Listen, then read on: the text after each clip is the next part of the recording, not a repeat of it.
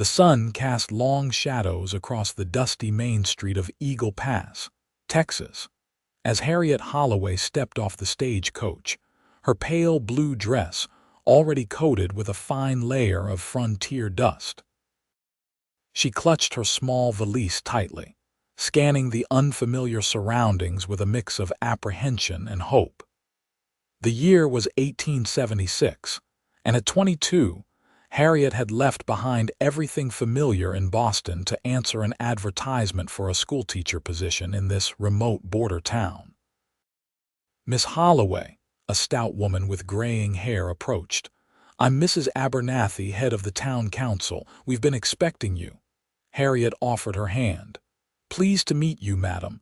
I hope my journey hasn't delayed the start of the school term." Mrs.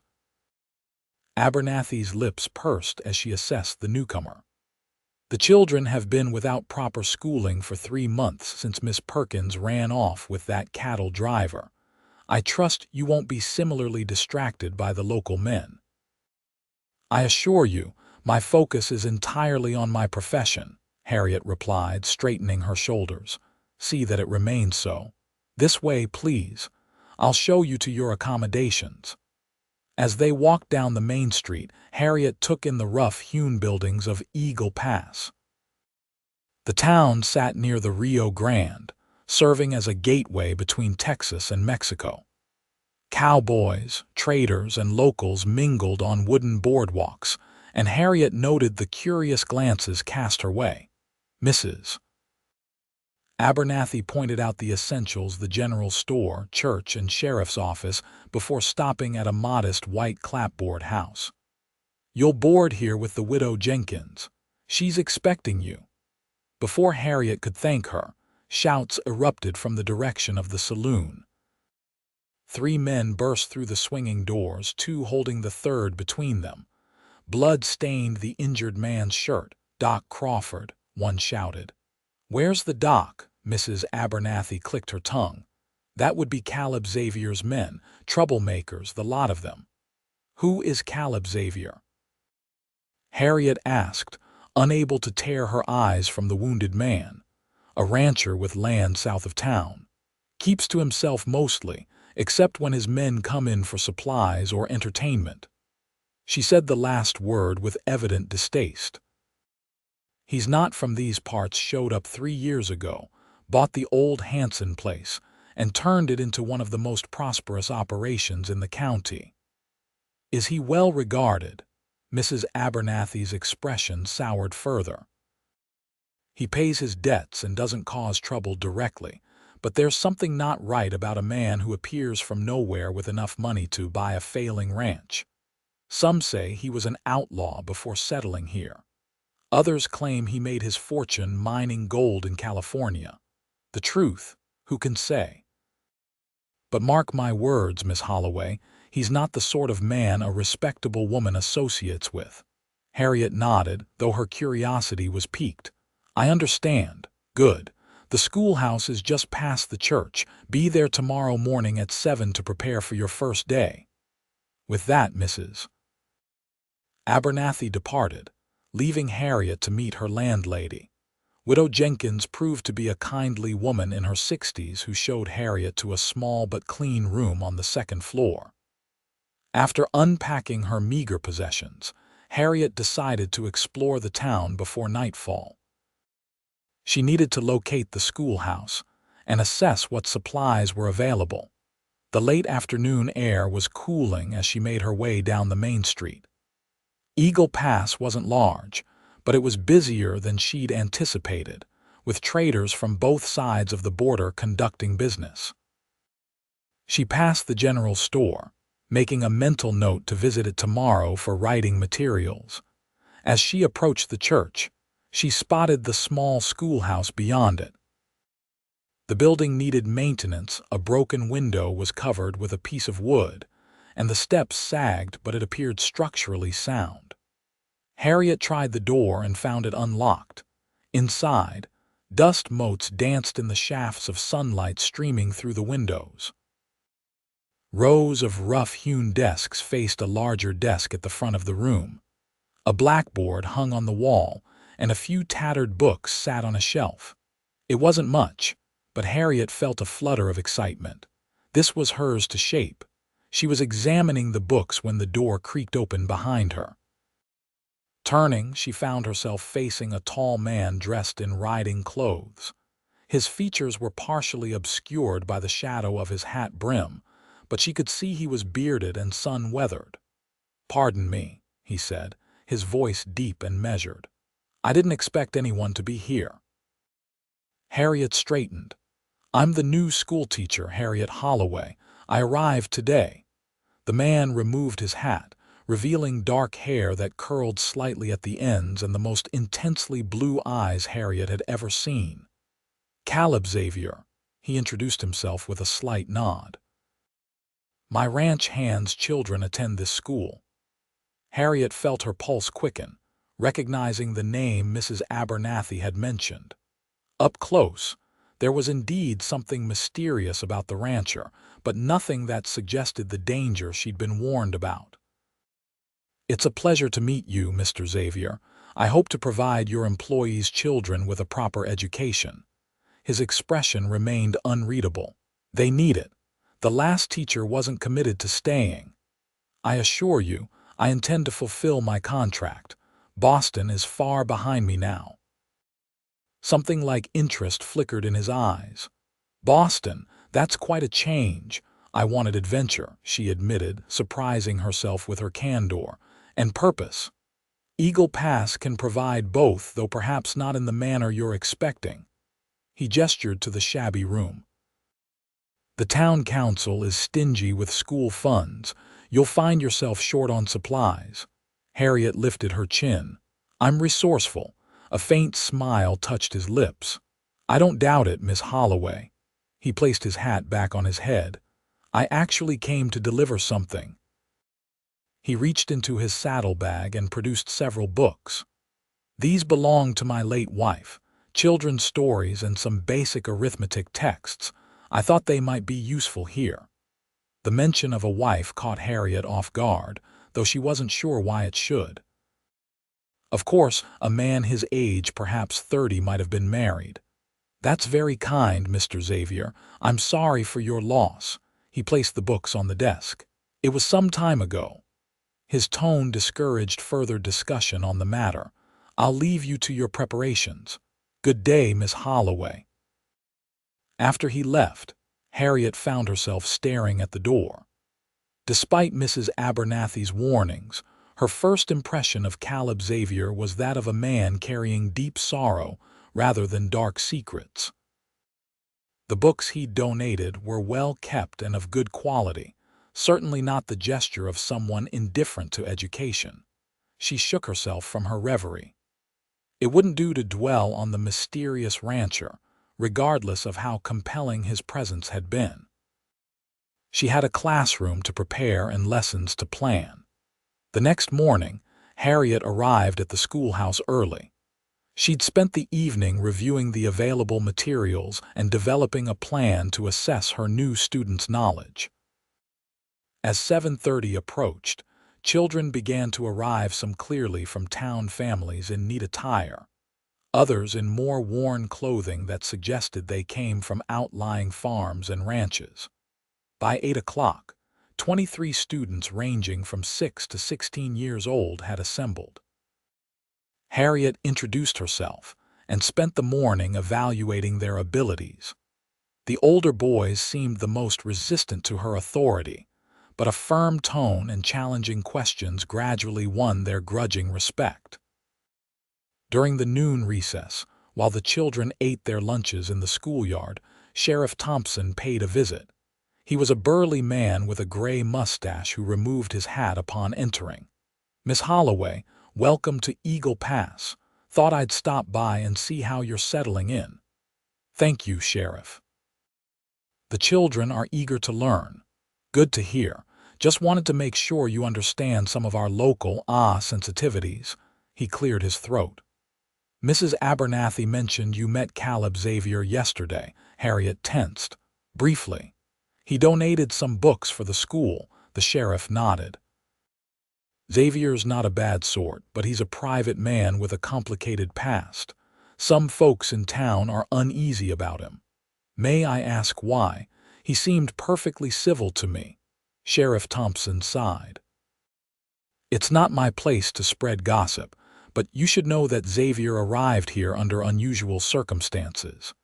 He paid cash for his ranch, more money than most honest men see in a lifetime. Doesn't talk about where he came from or what he did before. In a border town like this, that raises questions. Questions aren't accusations, Harriet pointed out. True enough. But be careful. Eagle Pass survives on reputation and order. The town council members, especially folks like Mrs. Abernathy, are protective of our community's standing. A teacher is expected to exemplify proper behavior. The implication was clear. Associating with Caleb Xavier would not be considered proper behavior. I appreciate your concern, Sheriff, but I'm here to teach all the children of Eagle Pass, regardless of their parents' standing in the community. He smiled ruefully. Fair enough. Just thought you should know how things stand. The next few weeks fell into a rhythm. Harriet quickly came to love her students, even the initially troublesome ones. She organized them by ability rather than age, and found that the older students could help instruct the younger ones when she was occupied. The town council begrudgingly provided some basic supplies after she presented a formal request, though it was far less than she needed. One evening, about a month after her arrival, Harriet was working late in the schoolhouse, marking assignments by lamplight. A knock at the door startled her. Caleb Xavier stood on the threshold, his tall frame silhouetted against the twilight sky.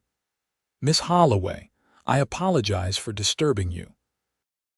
Mr. Xavier, is everything all right? He stepped inside, removing his hat.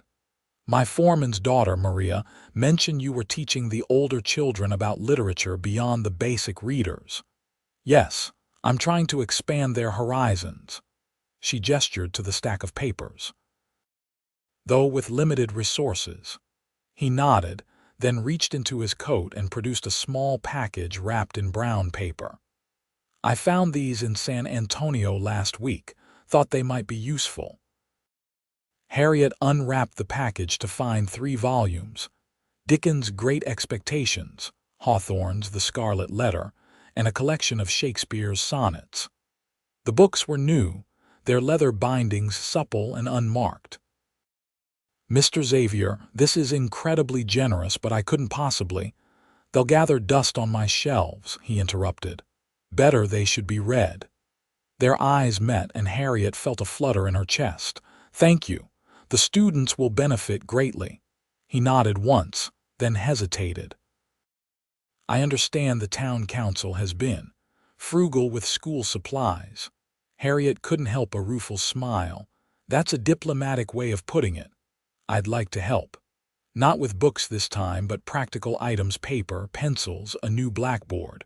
Would that be acceptable? The offer was tempting, but Harriet was wary.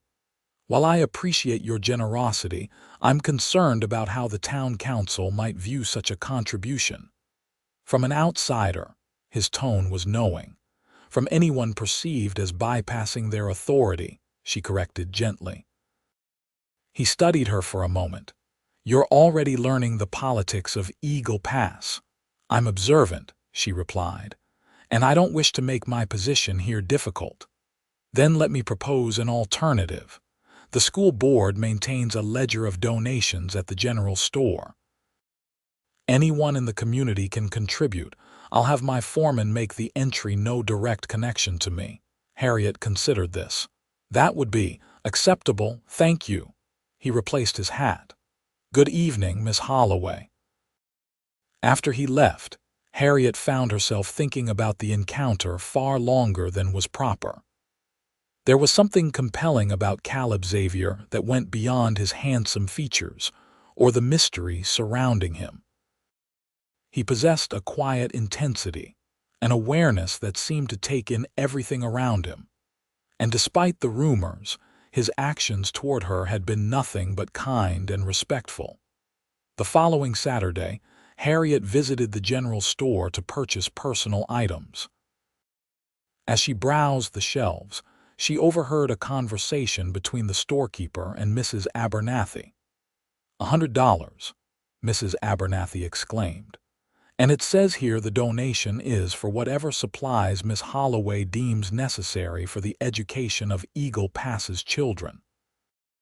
That's what Mr. Rodriguez wrote in the ledger, the storekeeper confirmed. Said he was acting on behalf of the Xavier Ranch. This is highly irregular, Mrs. Abernathy huffed. The school board should decide how funds are allocated, not some newly arrived teacher with no understanding of our community's priorities. Harriet stepped forward. Pardon me, but as the teacher in question, I believe I have some insight into what the classroom needs. Mrs. Abernathy's lips thinned. Miss Holloway, I didn't see you there, clearly. Harriet kept her tone polite but firm. Mr. Xavier's generous donation will allow me to provide quality education to all students, including those whose parents serve on the town council. Surely that's our common goal. Before Mrs. Abernathy could respond, the door opened, admitting Sheriff Thompson and a well-dressed gentleman Harriet didn't recognize. Miss Holloway, the sheriff greeted her. Allow me to introduce Judge William Parker, circuit judge for this district. The judge, a dignified man with silver at his temples, bowed slightly. A pleasure, Miss Holloway. I've heard good things about the improvements at the school since your arrival. Mrs. Abernathy immediately adopted a more pleasant demeanor. Judge Parker, what a delightful surprise. Will you be staying in Eagle Pass long? Just overnight. I'm on my way to San Antonio. He turned back to Harriet. Perhaps you would do me the honor of joining me for dinner this evening. I'd be interested to hear your perspective on educational needs in these frontier communities. Though surprised by the invitation, Harriet recognized an opportunity. I would be delighted, Your Honor. That evening at the town's small hotel dining room, Harriet found Judge Parker to be both intelligent and genuinely concerned about the development of Texas's frontier regions. Education is the foundation of civilization, he remarked. Without it, these towns remain little more than trading posts and watering holes. I couldn't agree more, Harriet replied, though I've found that not everyone shares our enthusiasm for investing in children's futures. The judge smiled knowingly. Town councils can be short-sighted, focused on immediate concerns rather than long-term development. That's why private benefactors are so important, like Mr. Xavier's donation to the school, precisely. I heard about that from Sheriff Thompson. A generous gesture. Harriet hesitated, then asked, Judge Parker, you travel throughout this region. Have you perhaps encountered Mr. Xavier before his arrival in Eagle Pass? The judge studied her for a moment. You're curious about his background. The town seems to harbor suspicions about him. As someone who works with his ranch hands children, I find myself concerned. Judge Parker sipped his wine. I can tell you this much. Caleb Xavier is known to me, though not through my courtroom. During the war, he served with distinction in the Union Army. Afterward, he made some fortunate investments in railroad stock. His wealth is legitimate, Miss Holloway, whatever the local gossips might suggest. Relief washed over Harriet, though she wasn't sure why it mattered to her. Thank you for sharing that, Your Honor. May I ask why this information is important to you? I simply wish to know the character of those who support the school, she replied, though she suspected her interest went beyond professional concern. The judge's eyes twinkled knowingly. Of course. Though I would caution you, Miss Holloway, that in small communities like Eagle Pass, a schoolteacher's reputation is closely guarded. Your association with the school makes you a public figure of sorts. I understand, she said quietly. The judge departed the next morning, but his presence and his implied warning about her interest in Caleb Xavier lingered in Harriet's thoughts. She threw herself into her teaching with renewed vigor, using the generous donation to purchase much-needed supplies and books. The students thrived under her care, and even the most reluctant learners began to show improvement. 2 weeks after the judge's visit, a spring thunderstorm struck Eagle Pass with unexpected ferocity. Harriet had just dismissed the children when the sky darkened ominously.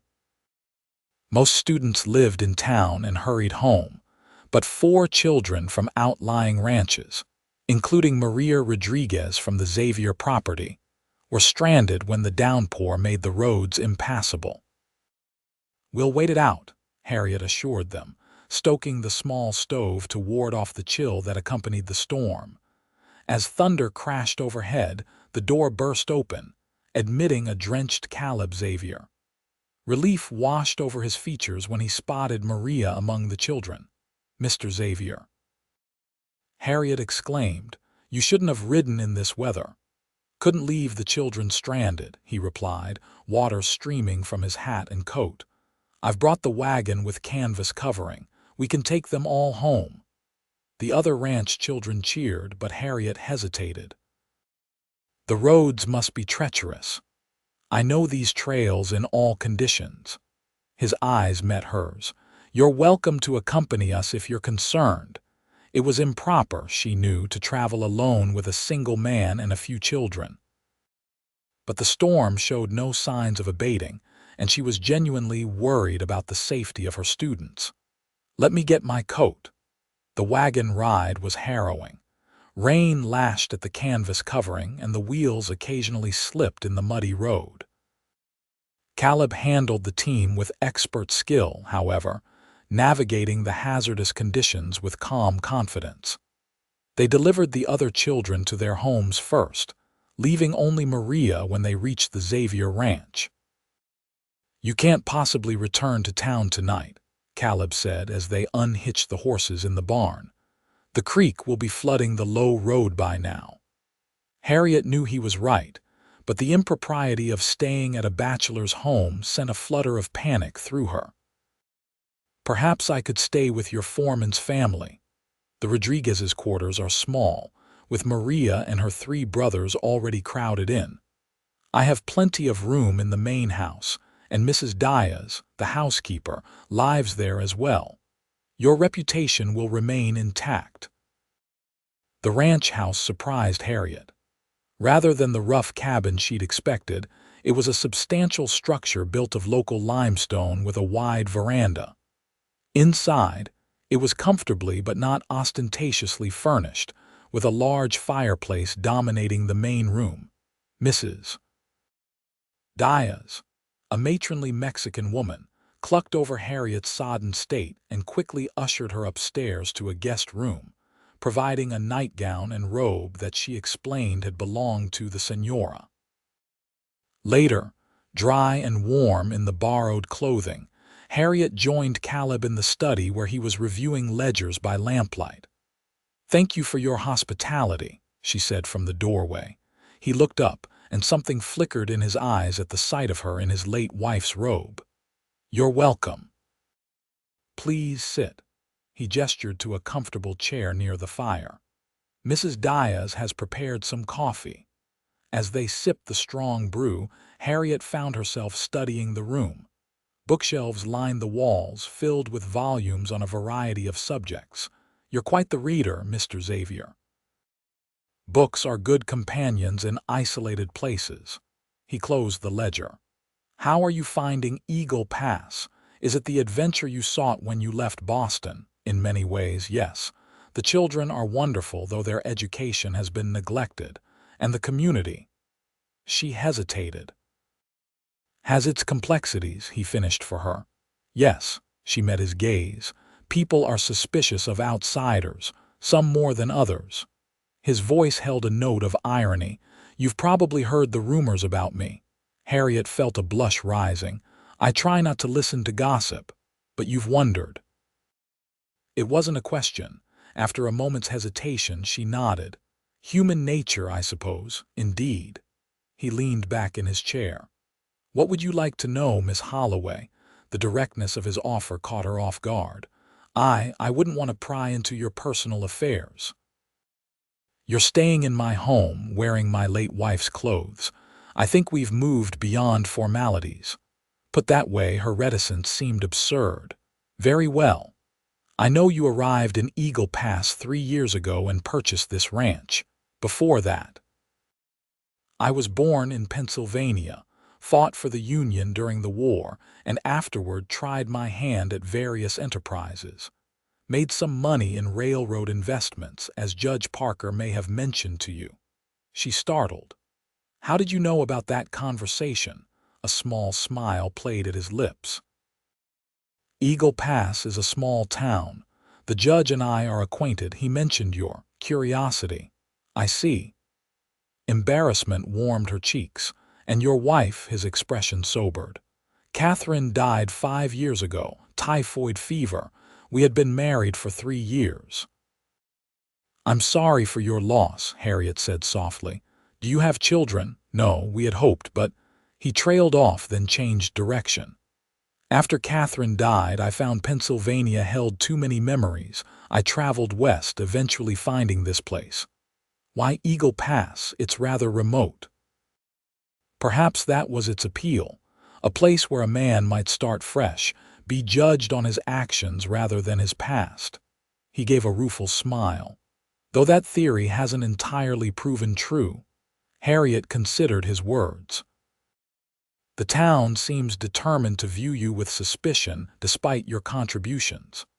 People fear what they don't understand, Miss Holloway. I arrived with means but without connections. I don't attend church regularly or participate in town politics. That makes me an unknown quantity.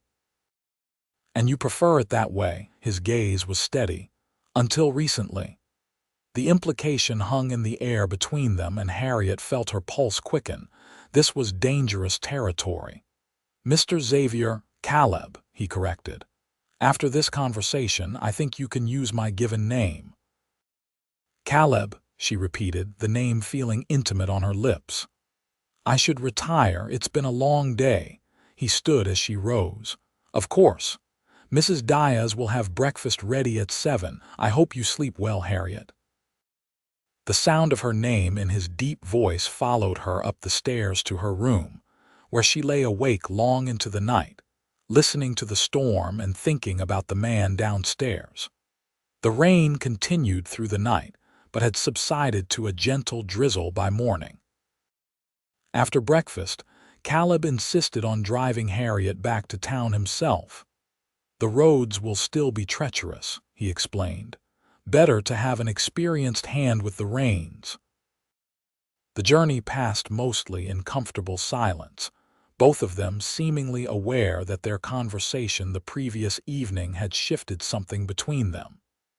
As they approached Eagle Pass, however, Harriet grew increasingly anxious about being seen arriving with Caleb. Perhaps you could let me off at the edge of town, she suggested, to avoid unnecessary gossip. His expression hardened slightly. Are you ashamed to be seen with me, Harriet? No, she said quickly, but my position here is precarious. The town council already questions my judgment regarding the school funds, if they believe I'm that we're. I understand, he said, though his tone suggested otherwise. Your reputation must remain above reproach. It's not just that, she tried to explain. I care about my students. If the council dismissed me, who would teach them? He nodded, conceding the point.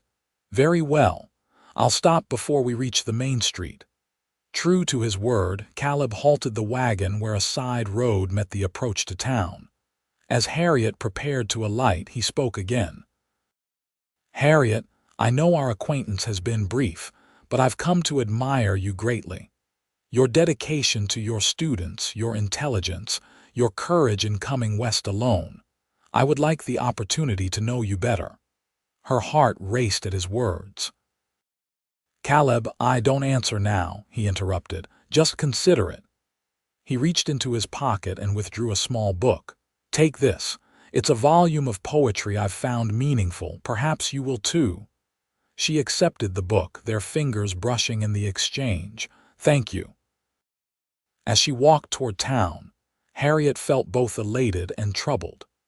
Caleb Xavier intrigued her more than any man she'd ever met, but pursuing any kind of relationship with him would undoubtedly jeopardize her standing in Eagle Pass. Her fears proved well-founded. Despite their discretion, someone had observed her arrival with Caleb, and by midday the news had reached Mrs. Abernathy. The councilwoman confronted Harriet as school was dismissing. "Miss Holloway, I need to speak with you immediately," she said, her tone frosty as the last student departed. "Of course, Mrs. Abernathy. How can I help you? You can explain why you spent the night at Caleb Xavier's ranch and returned to town in his company this morning."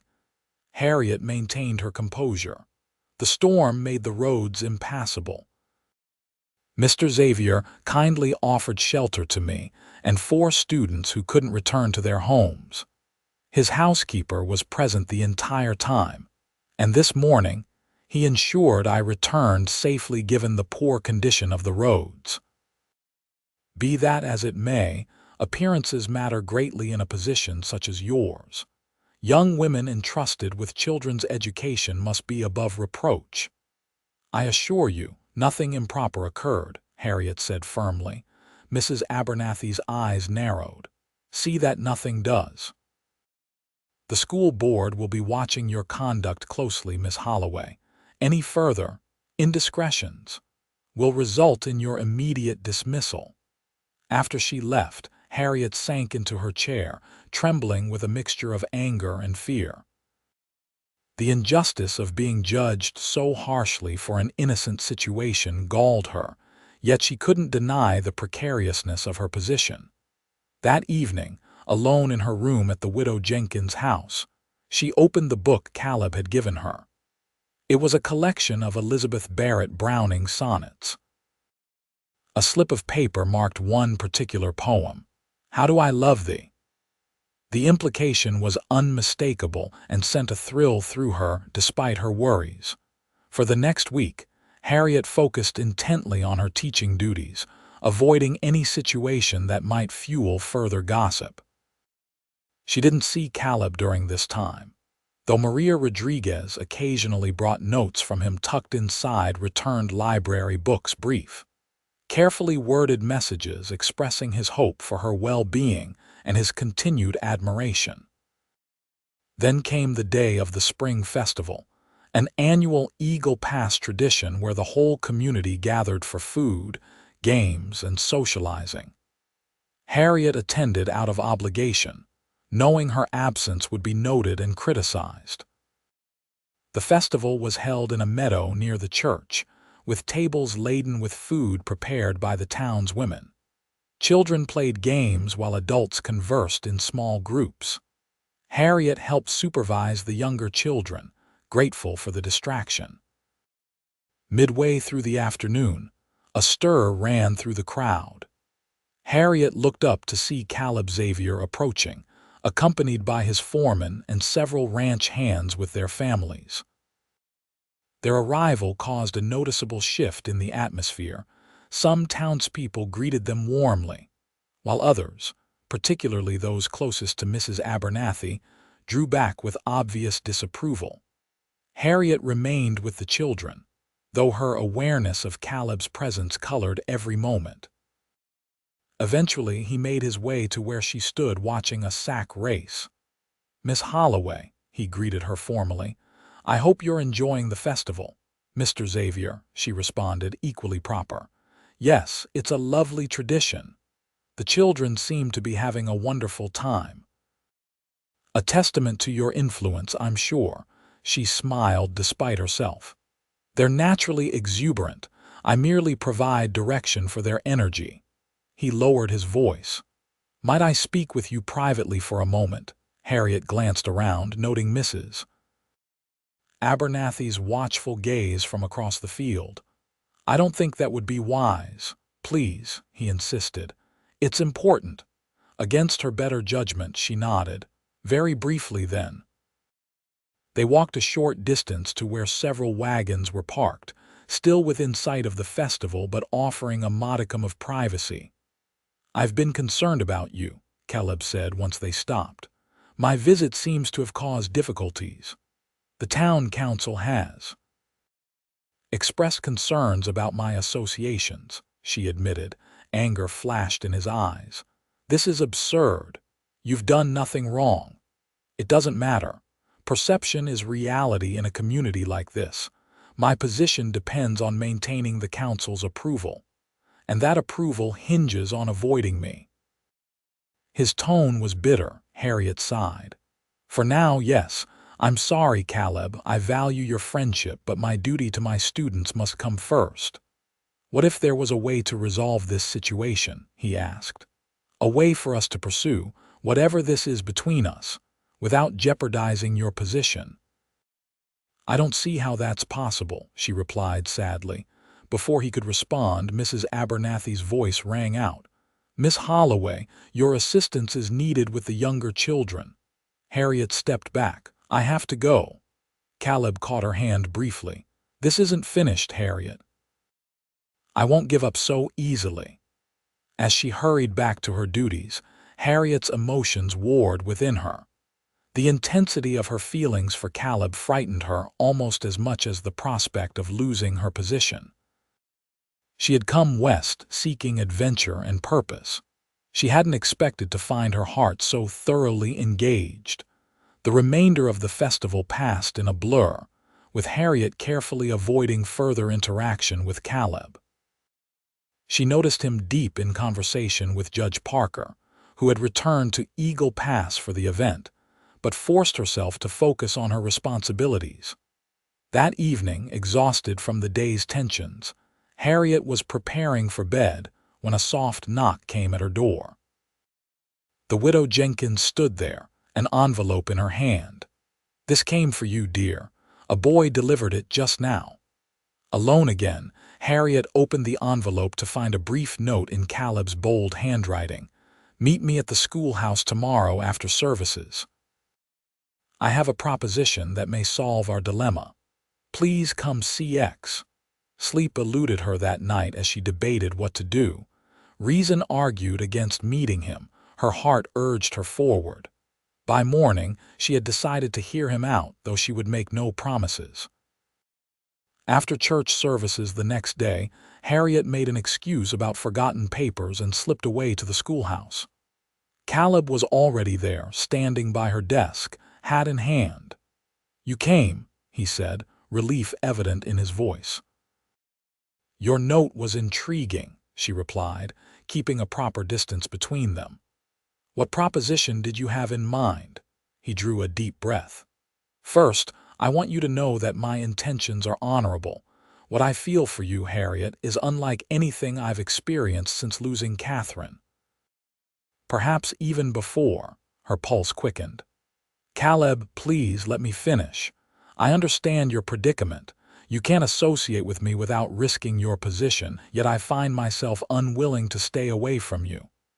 "It's an impossible situation," she agreed softly. "Not impossible," he countered. "Just difficult. Judge Parker and I discussed it yesterday.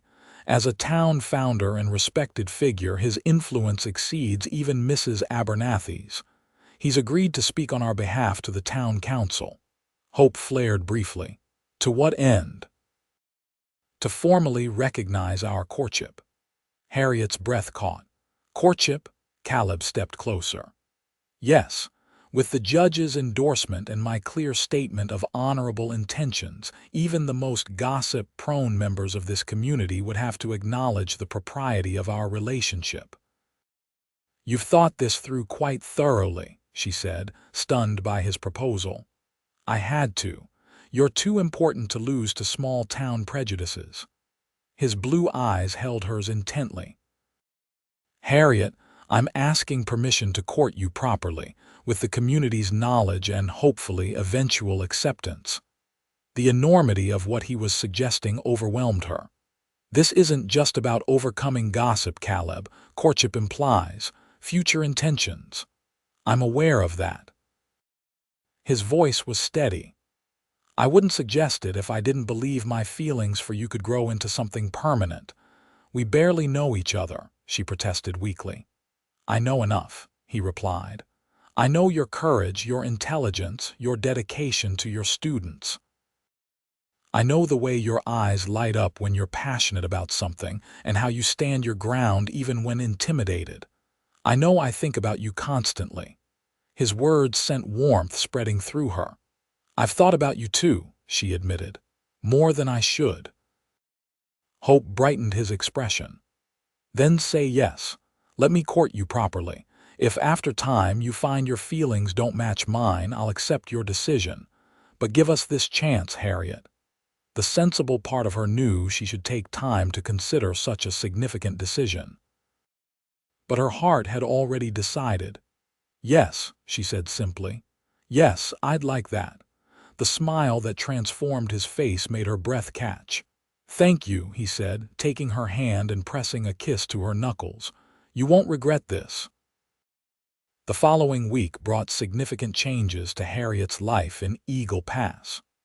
True to his word, Judge Parker spoke to the town council, presenting Caleb Xavier not as a mysterious outsider, but as a respected rancher and Union Army veteran, whose interest in the schoolteacher was entirely proper. The council's reaction was mixed. Some members, particularly Mrs. Abernathy, remained skeptical, but none could openly oppose the judge's endorsement. They established conditions. Courtship activities would be public and chaperoned. Harriet's teaching duties must remain her priority, and any conduct deemed inappropriate would result in immediate review of her position. These restrictions might have felt onerous had Caleb not approached the situation with such good humor. We're like characters in a Jane Austen novel, he remarked after their first official outing, a Sunday afternoon walk through town with the widow Jenkins trailing discreetly behind them. All we need are formal calling cards and dance cards. Harriet laughed. At least no one can claim impropriety when we have a chaperone monitoring our every word. As the weeks passed, their courtship progressed under the watchful eyes of the community. They attended church services together, joined social gatherings, and occasionally rode to neighboring farms when school duties permitted. Always, there was someone nearby the widow, a council member, or another respected citizen ensuring propriety was maintained. Despite these constraints, Harriet found herself falling deeply in love with Caleb. Their conversations revealed shared values and complementary temperaments. He respected her independence and intelligence, never suggesting her teaching was merely a temporary occupation until marriage. Instead, he spoke of ways his resources might support expanded educational opportunities for the children of Eagle Pass. By early summer, the town's attitude had begun to shift. Seeing Caleb and Harriet together regularly normalized their relationship. His generous contributions to community projects rebuilding the church steps, funding a town well helped rehabilitate his image. Even Mrs. Abernathy had softened somewhat, though she remained vigilant about the conditions of their courtship. On a warm June evening, Caleb took Harriet for a buggy ride, with the widow Jenkins as their chaperone. They stopped at a scenic overlook above the Rio Grande, where a picnic had been prepared. As the widow settled herself a short distance away with her knitting, Caleb helped Harriet from the buggy. "This is beautiful," she said, admiring the view of the river winding through the landscape, golden in the late afternoon sun. "I discovered this spot shortly after arriving in Eagle Pass," he told her. "I used to ride up here when the isolation of ranch life became too much, and now I find I'm rarely lonely." His smile was tender. Funny how the right person can change everything. They enjoyed the simple meal he'd brought: cold chicken, fresh bread, and summer berries while discussing plans for the upcoming school year. Harriet had proposed expanding the curriculum to include more advanced subjects for the older students, and Caleb was supportive. As they finished eating, he grew uncharacteristically quiet. "Is something troubling you?" she asked. "Not troubling, no." He hesitated, then reached into his pocket and withdrew a small box. "Harriet, these past months have been the happiest of my life. I came to Texas seeking a fresh start, never expecting to find someone who would make me feel complete again." Her heart began to race as she realized what was happening. "I love you," he continued, his voice steady despite the emotion in his eyes. "Your intelligence, your compassion, your courage, everything about you has captured my heart completely. I know our courtship has been brief by some standards, but I'm certain of my feelings." He opened the box, revealing a delicate gold ring set with a small diamond. "Harriet Holloway, would you do me the honor of becoming my wife?" For a moment she couldn't speak, overcome by the depth of her own emotions. Then, with perfect clarity, she knew her answer. "Yes, Caleb. Yes, I will marry you." His smile was radiant as he slipped the ring onto her finger.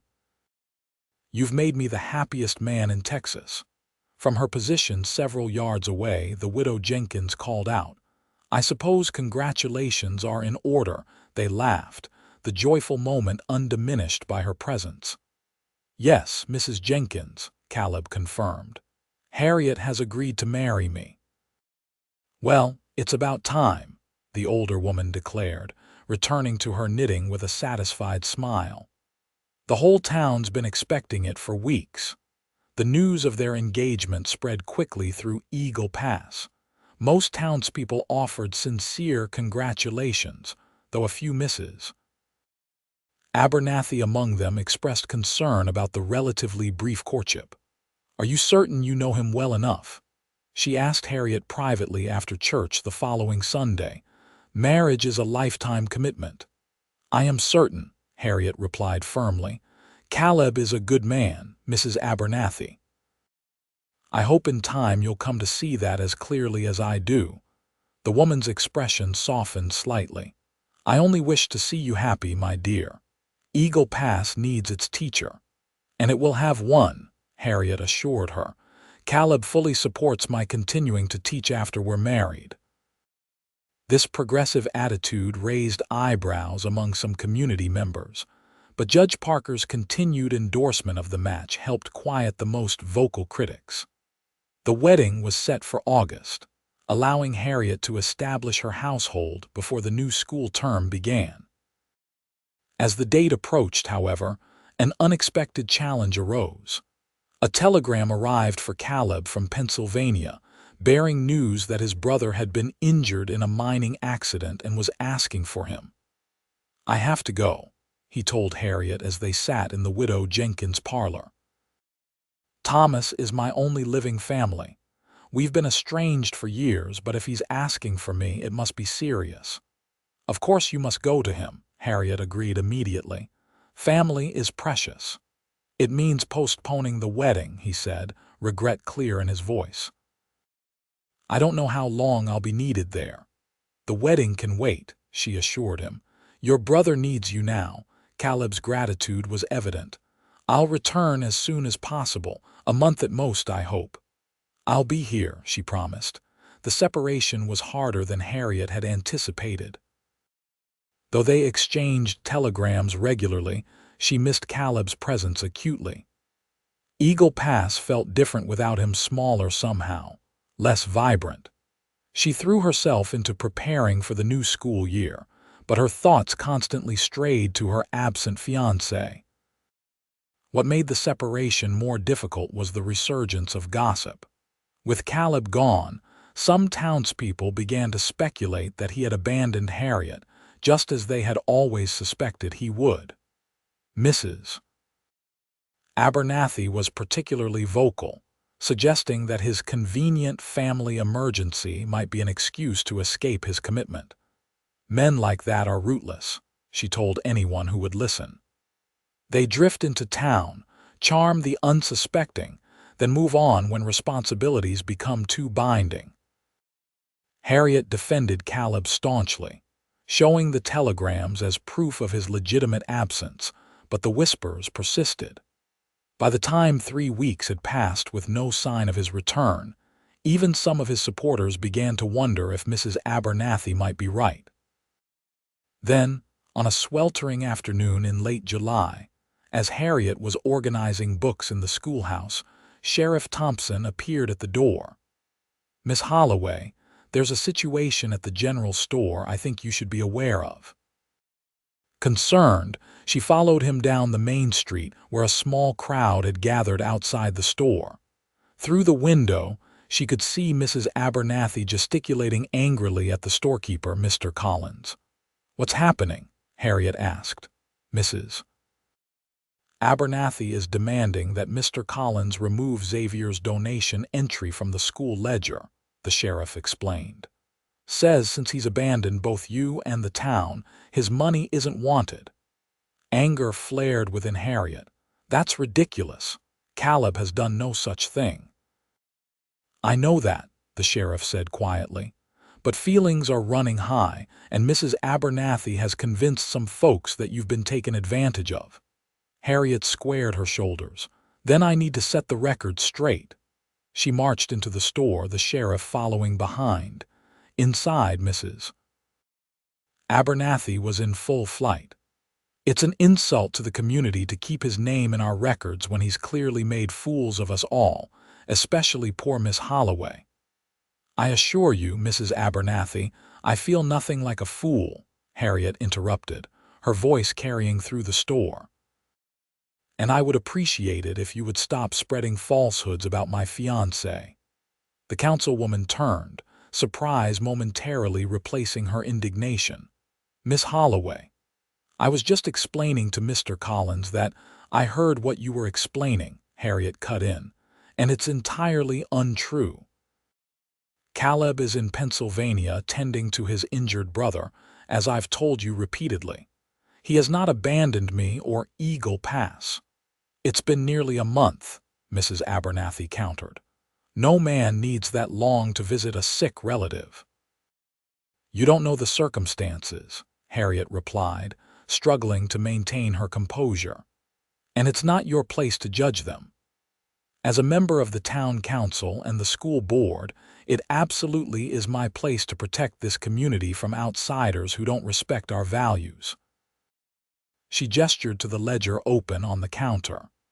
"That donation was made under false pretenses, to curry favor he never intended to maintain." Harriet stepped forward, her patience finally exhausted. "The only false pretenses here are your claims to care about the school. That donation provided materials the council repeatedly refused to fund. It gave children from all families in this community, including yours, Mrs. Abernathy, access to better education. And it was given with no conditions attached." The store had gone silent, every eye fixed on the confrontation. "Mr. Collins," Harriet continued, turning to the storekeeper, "as the teacher who has been entrusted with those funds, I formally request that you leave that entry intact. The money has been used as intended for the children of Eagle Pass." Before Collins could respond, the store door opened, and a tall figure entered, silhouetted against the bright sunlight outside. As he stepped forward, removing his hat, gasps rippled through the gathered crowd. "Caleb," Harriet breathed, joy flooding through her. He moved to her side, his expression a mixture of concern and determination. "I arrived in town to find quite a commotion. Is everything all right?" Mrs. Abernathy was just expressing some concerns about your absence, Harriet explained, taking his hand. Understanding dawned in his eyes as he surveyed the scene. "I see." He turned to address the councilwoman directly. "Mrs. Abernathy, I apologize if my extended absence caused any distress. My brother's injuries were severe, requiring more time than I anticipated." How convenient that you should return just as questions about your character are being raised, she replied, though her conviction seemed to be wavering. Not convenient coincidental, he corrected firmly, and perhaps fortunate, as it allows me to address those questions directly. He stepped to the counter where the ledger lay open. "Mr. Collins, do you have a pen?" The storekeeper silently provided one. Caleb bent over the ledger and wrote something on the page, then straightened and turned to face the assembled townspeople. "For those concerned about my intentions toward Miss Holloway or this community, let me be perfectly clear." He gestured to what he had written. "She is mine and I am hers. We will be married in 2 weeks' time as planned, and we intend to make our permanent home here in Eagle Pass. My commitment to both Harriet and this town is absolute and unwavering." Harriet looked at the ledger where, beside his original donation entry, Caleb had written, "She is mine, I am hers. Our future is in Eagle Pass." The simple declaration, made public in the town's official record, silenced even Mrs. Abernathy. One by one, the onlookers began to disperse, some offering congratulations on Caleb's return, others simply nodding acknowledgement. When they were relatively alone, Caleb turned to Harriet. "I'm sorry if my absence caused you difficulties." "None that matter now that you're here," she assured him, squeezing his hand. "How is your brother recovering? The accident crushed his leg, but the doctors believe he'll walk again with time." His expression grew thoughtful. "We had a lot to talk about, years of misunderstandings to clear away. It was healing for both of us. I'm glad." She studied his face, noting new lines of fatigue. "You look exhausted. It was a long journey. I traveled day and night to get back to you as quickly as possible." He smiled wryly. "Though apparently not quickly enough to prevent a public spectacle. Mrs. Abernathy has been particularly vocal in your absence," Harriet admitted, "but your return, and especially that." She nodded toward the ledger. "That should silence the gossip for good." His eyes held hers, serious now. "I meant every word, Harriet. You are mine as I am yours. This town, for all its flaws, is where I want us to build our life together." "Then that's what we'll do," she said simply. True to Caleb's declaration, they were married 2 weeks later in the Eagle Pass church. The ceremony was well attended, with even Mrs. Abernathy present, though she maintained a reserved expression throughout. Judge Parker performed the service, adding his official and moral authority to the union. Harriet wore a gown of ivory satin ordered from San Antonio, with lace that had been her mother's. Caleb, resplendent in a new black suit, watched her approach the altar with such naked adoration that several of the town's most romantic souls were seen dabbing at their eyes. Their vows were simple but heartfelt, promising love, fidelity, and partnership through whatever challenges life might bring. When the judge pronounced them husband and wife, the church erupted in genuine applause. The reception, held at the Xavier Ranch, included the entire community. Caleb had spared no expense, providing abundant food, music, and dancing that lasted well into the evening. It was, by all accounts, the most lavish celebration Eagle Pass had seen in years. As night fell and lanterns illuminated the yard, Harriet found herself momentarily alone, watching her new husband conversing animatedly with Judge Parker and Sheriff Thompson. "He's quite transformed the place," Mrs. Abernathy's voice came from behind her. "And perhaps the town as well." Harriet turned, surprised by the councilwoman's approach. "Yes, he has a gift for seeing potential where others might not." Mrs. Abernathy nodded thoughtfully, "including in a Boston schoolteacher." She hesitated, then continued, "I owe you an apology, Mrs. Xavier. My concerns about your relationship were well-intentioned, but I now see misguided. Your husband has proven himself a man of his word." The acknowledgment, unexpected as it was, touched Harriet deeply. "Thank you, Mrs. Abernathy. That means a great deal." The older woman smiled slightly. "The school term begins in 2 weeks. The board has voted unanimously to keep you on as teacher, despite your changed circumstances. We hope you'll continue to shape the minds of our children." "Nothing would please me more," Harriet assured her. Later, as the last guests departed and they retired to the privacy of their home, Caleb took Harriet in his arms. "Happy, Mrs. Xavier?" "Completely," she replied, reaching up to caress his cheek, "though it still seems somewhat unreal. 6 months ago, I was a spinster schoolteacher from Boston seeking adventure. Now I'm a married woman in Texas." "An adventure of a different sort," he suggested, smiling. "Indeed." She glanced around the room that was now their shared bedroom, a more permanent one. His expression grew serious. "I want you to know, Harriet, that I'll never try to diminish your independence or your work. The school needs you, and I know teaching brings you joy." "Thank you." She pressed a soft kiss to his lips. "And I want you to know that whatever rumors or judgments come our way in the future, I'll stand beside you without doubt or hesitation. You are a good man, Caleb Xavier, and I am proud to be your wife." In the years that followed, Caleb and Harriet Xavier became fixtures in Eagle Pass society. The school thrived under Harriet's continued guidance, eventually expanding into a larger building funded in large part by her husband's contributions. Caleb's ranch prospered, employing many local men and establishing trade connections on both sides of the border. Their first child, a son named Thomas after Caleb's brother, arrived a year after their marriage, followed 2 years later by a daughter they named Elizabeth. Both children grew up with their mother's love of learning and their father's quiet strength of character.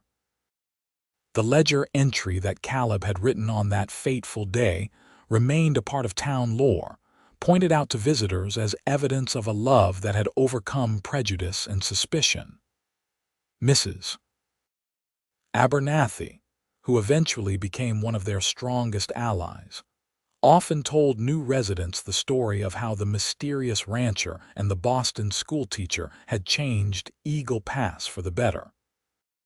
"He wrote in the ledger, 'She is mine,'" she would recount, "and in doing so claimed not just a bride but a place in our community that endures to this day." On their 10th wedding anniversary, as they sat on the veranda of their home watching their children play in the twilight, Harriet reflected on the journey that had brought her to this moment. "Any regrets?" Caleb asked, seeming to sense her contemplative mood. She smiled, reaching for his hand. "Not one. Coming west was the best decision I ever made, even with all the drama it entailed." His tone was teasing, "Especially with the drama," she replied. "It makes for a better story to tell our grandchildren someday, don't you think?"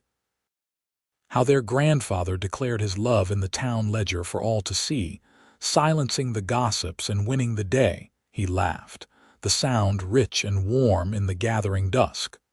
"When you put it that way, I suppose I should be grateful for Mrs. Abernathy's interference." "In a way, yes." Harriet leaned against his shoulder. "Though I like to think we would have found our way to each other regardless of obstacles." "Without doubt," he agreed, pressing a kiss to her temple. "Some things are simply meant to be."